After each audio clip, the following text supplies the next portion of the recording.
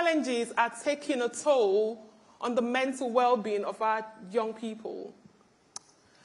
Mental health is no longer simply a side issue. It is actually an issue that shapes how well young people transition into adulthood to reach their full potential. Scientists tell us actually that the biggest epidemic facing young people is their mental health, particularly from the age of 15 and onwards. Today, we're not only here to talk about this issue, we're actually here to listen to young voices. Because unlike what people think, they're not just leaders of tomorrow, they are change makers of today. That's right, you should clap.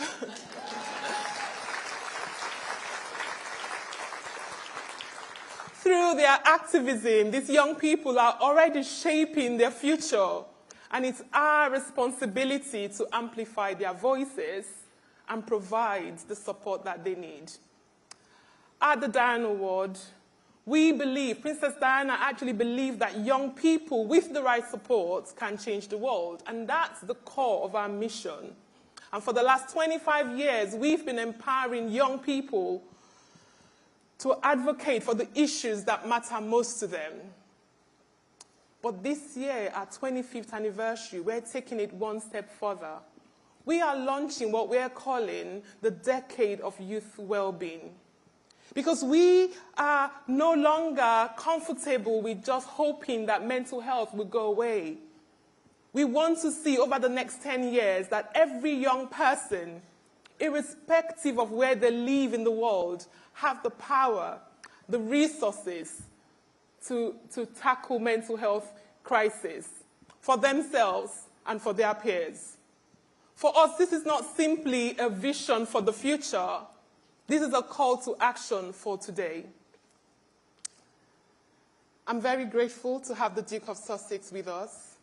He is a passionate advocate for mental health. He actually said to me as we came in that actually we should no longer talk about mental health, we should talk about mental fitness. His dedication to this cause strengthens our mission. And today we will hear from him and we will hear from the change makers by his side. So I implore you to open your hearts, open your minds, be ready to be inspired by the stories of these incredible young people and the stories that they will tell. But most importantly, we want to work with you together to create a better and a more equitable world for everyone. I'm going to pass the mic to you now, Prince Harry.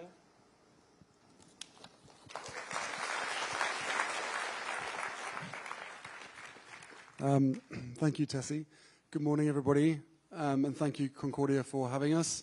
This is a very, very important subject that affects every single one of us, and I'm privileged to be here with Diana Award and with yourselves, Christine and Chiara. Very, very nice to see you again. We're here to listen to you. For some reason, I've been given a microphone to ask questions, and I'll do my best to get out of you guys what really. Well, let's start with this. What worries you the most about the world today, from your own perspective, but also your peers? What worries you, but also what are the biggest barriers to young people reaching their full potential? All right, I'll take the mic first. Thank you. There are two things I'd want to comment on. Firstly, peace and security. Currently, there are 110 ongoing conflicts in the world. And without being political, I'm sure we can all acknowledge that in all of these 110 contexts and beyond, there are young people being affected, whether it's through displacement, just the constant facing of trauma and terror, and even for the young people like myself that work in the space or just looking on, we're just wondering, when will our governments and our countries get it right? When will we secure our present and our future? And all this anxiety about the uncertainty, it worries us and it acts as a barrier to us fulfilling our fullest potential. The second issue I want to comment on is climate anxiety. I'm from Jamaica, a small island developing state, And we just faced a Category 5 hurricane, the first of its kind to be experienced that early in the hurricane calendar. Think on that. And there were other persons in other countries that were affected. And so many young people across the world, developing nations, SIDS, etc., that are constantly being faced with environmental degradation and just feeling that when will my country literally slip away into the ocean? Young people are being affected by this. That constrains us from being able to dream and aspire and to achieve. So those are some of the issues I want to comment on, and I would just hope that you reflect on that as we think about how we can support young people. Thank you, Christina. As someone who comes from Indonesia, living in Jakarta, climate issues really is a big problem for all of us, especially considering that Jakarta is destined to sink in a couple of years due to climate issues. But what I'd like to discuss today has to do with education and the access to that. My advocacy work is with the children in Bantar Gebang. It's Southeast Asia's biggest landfill site back home. And there are 1,000 children that we help of 7,000 children living on the trash site. And if you can imagine, I've been there personally a couple of times, along with 50 other volunteers. These are children living amidst the trash. Their clothes look like the trash that you would see that they're stepping on, and all of the above is just really painful to see.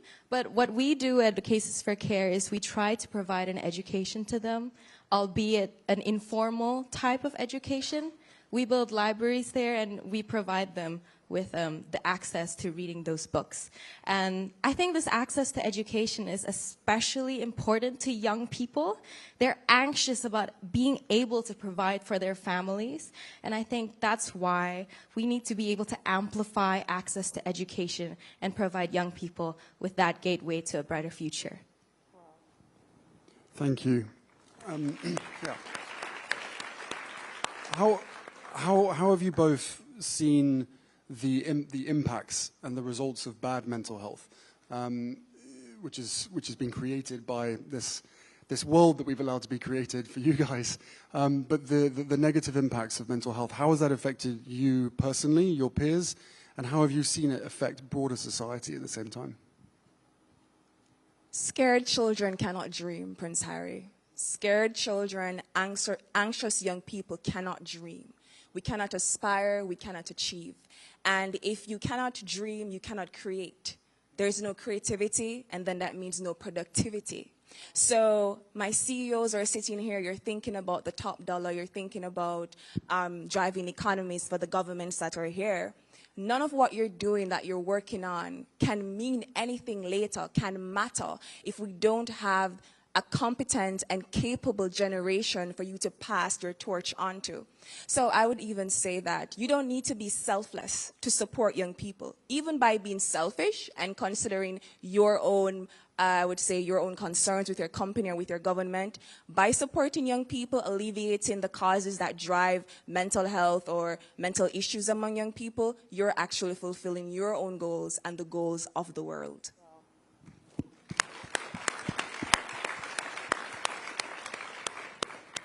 CEOs aside, I'd like to talk to the politicians directly. I believe you also have the power and you can aspire to amplify our voices, to provide us with, access to this education. And I think the Indonesian government has done a wonderful job. And I'd like to give them credit for that. But there's so much more that we can do. And once we realize that there are these problems that still exist, identify those and find solutions to those, that is how we can make the world a better place.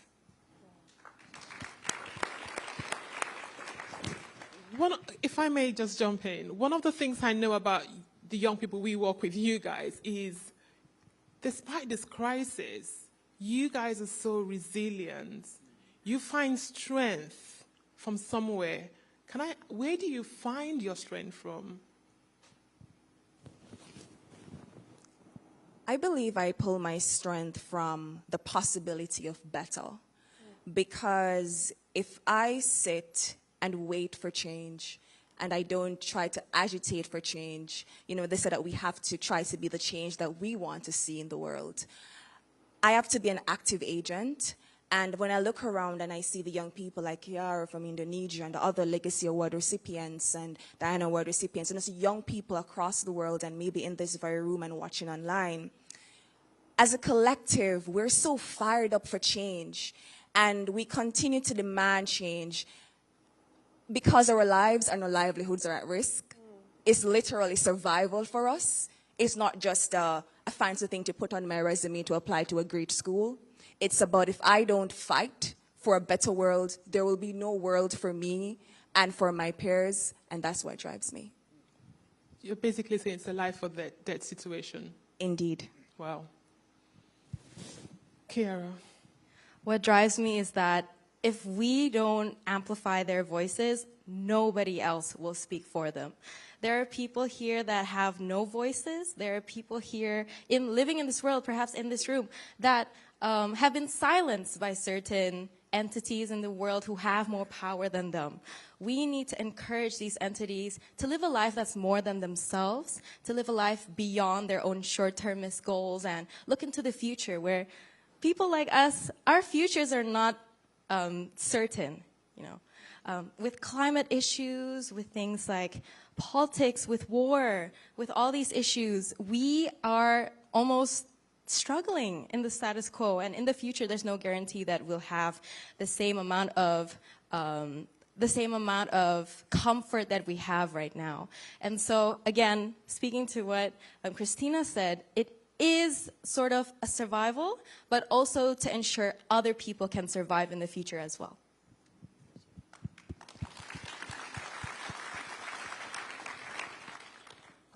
Look, both of you are on the stage here. You are recipients of the Diana Award as of March last year. Again, congratulations. How has being part of the Diana Award helped you in your own missions and helped you be listened to?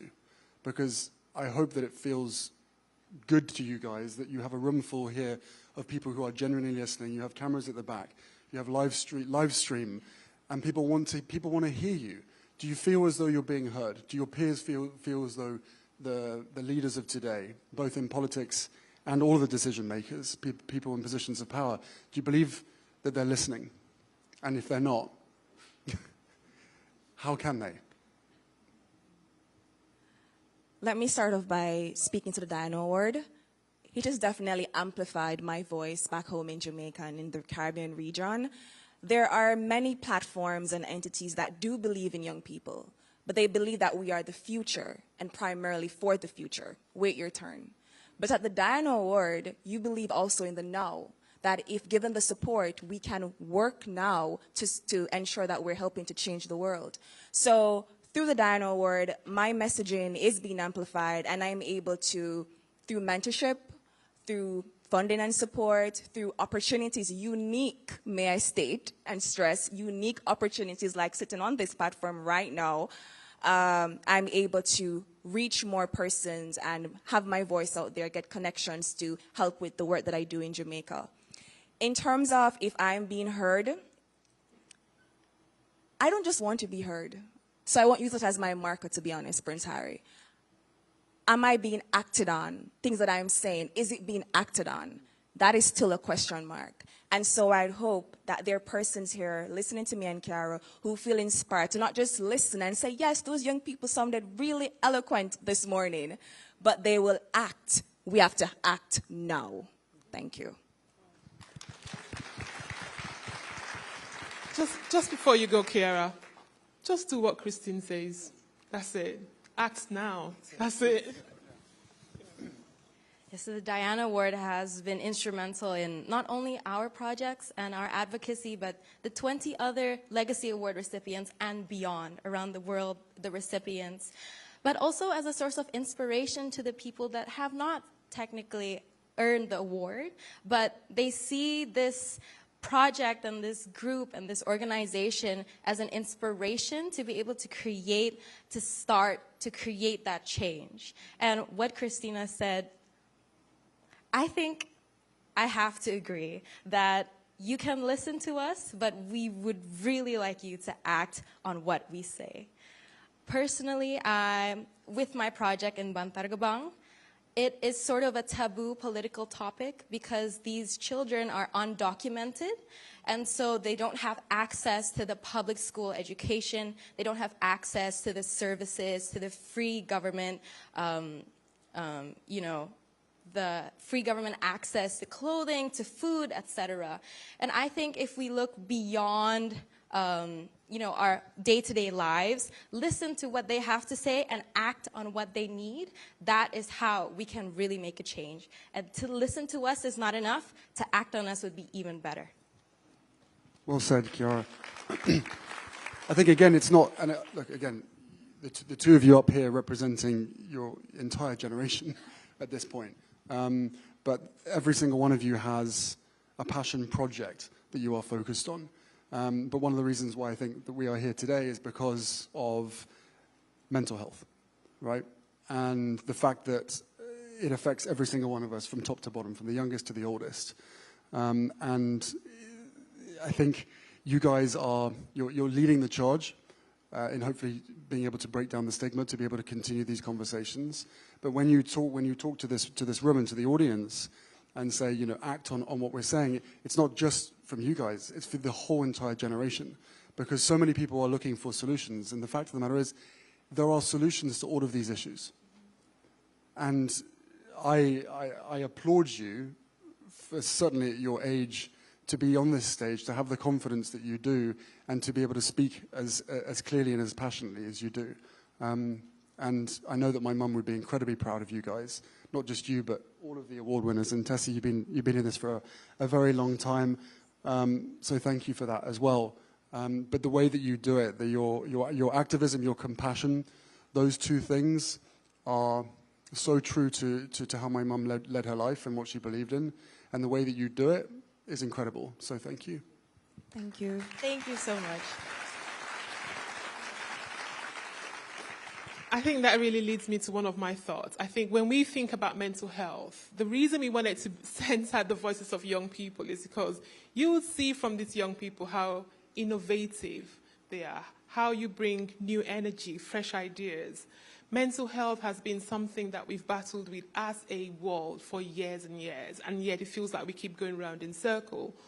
From our perspective at the Diana Award, we want young people to be at the center of tackling this issue.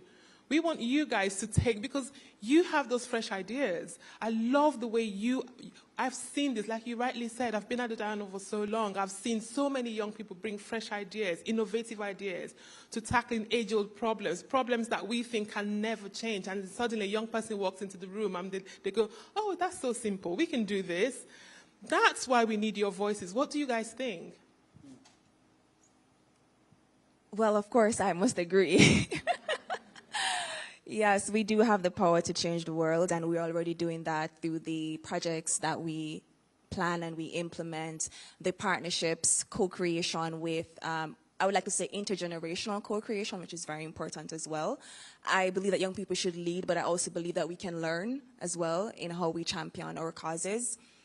But I would also add that a big part of young people leading is getting the support, which is why what Diana Award is doing is so incredible, because you provide a platform of support for us through the mentorship and the connections that you facilitate.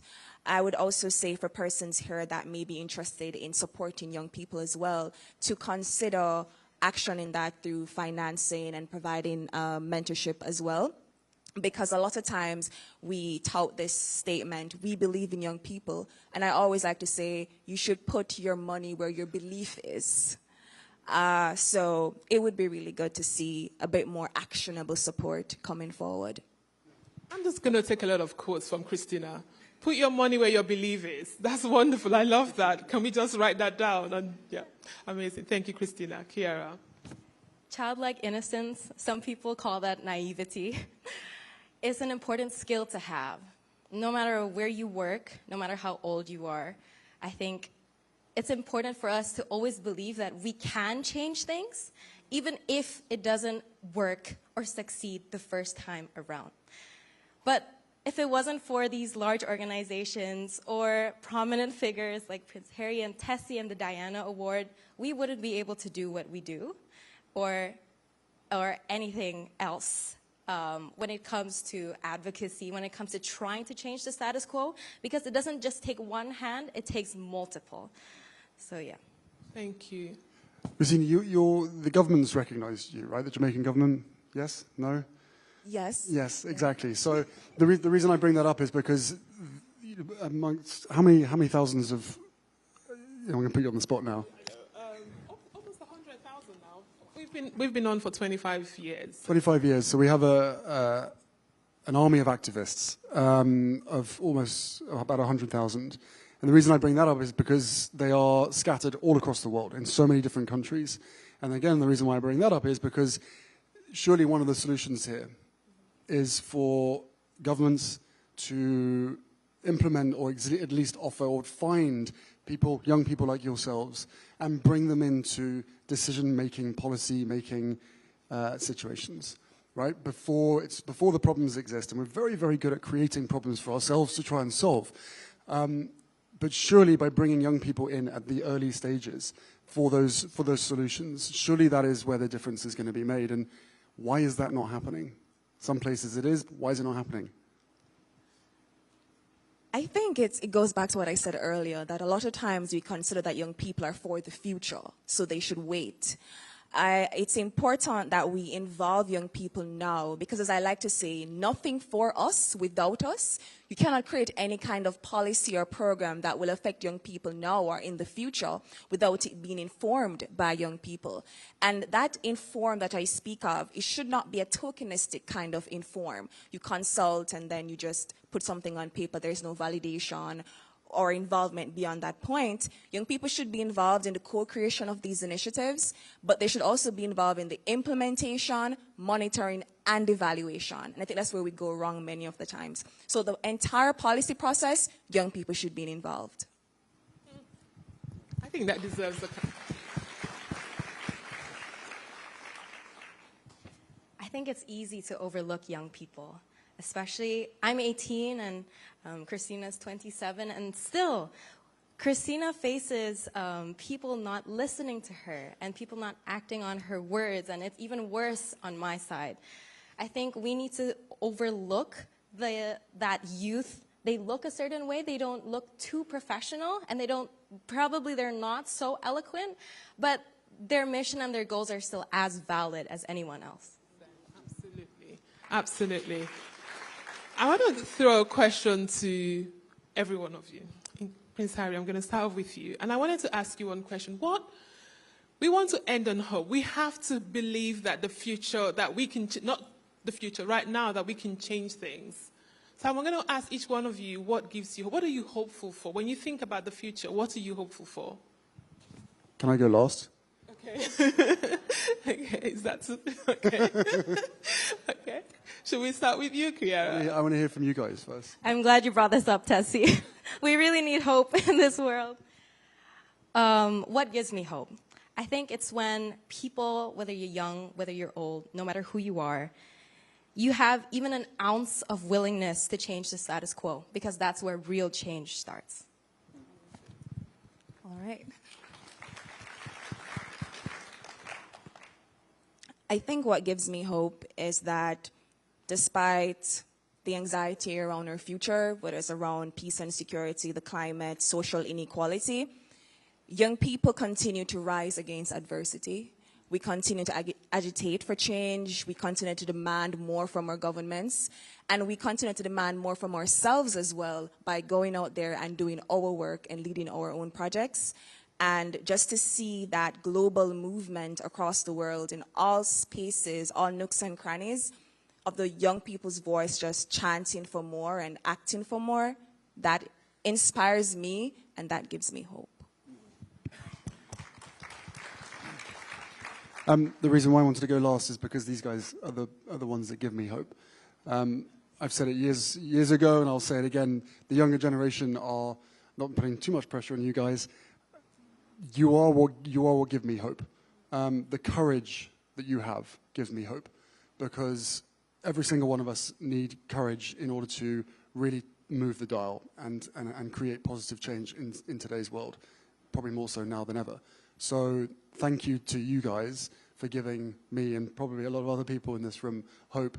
And now we need to listen, constantly listen, and then act on the advice and the vision that you have, because otherwise it's your future that's being stolen from you, and that is unacceptable. Amazing. Thank you. Amazing. Well, we also asked a few young people back home what gave them hope, and there's a short video about that.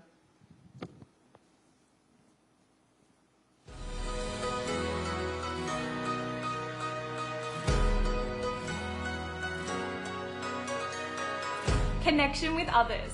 I find hope when my music inspires others. For me, hope is all about finding meaningful relationships and purpose in life. Remembering where I came from. My heart beats with purpose, and that purpose gives me hope. Taking time to be grateful for what I have. I find hope in knowing that challenges lead to growth. I find hope in traveling. Exploring new places reminds me that the world is beautiful. It gives me perspective, and that it's worth living in it. To find hope, I turn to my family for support. The fact that even smaller steps are progress. I find hope by pausing in anything I'm doing, to take a few minutes to breathe and reassert myself that there will be a light at the end of the tunnel. That this difficult period will not only make me stronger, more resilient, but an even better version of myself.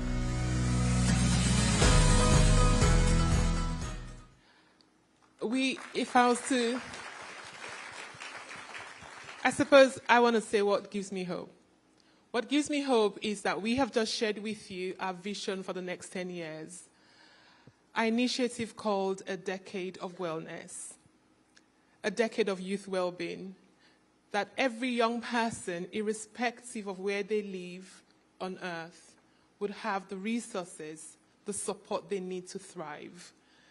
That every young person will be unafraid to dream because of the fear that they might not even be here. But we couldn't possibly do that without people like you making that work. So what gives me hope is that you all will take this vision and run with it, that we will turn the words that we've spoken today into action. Thank you. And please join me in thanking this amazing panel, Prince Harry, Christina, and Kiara.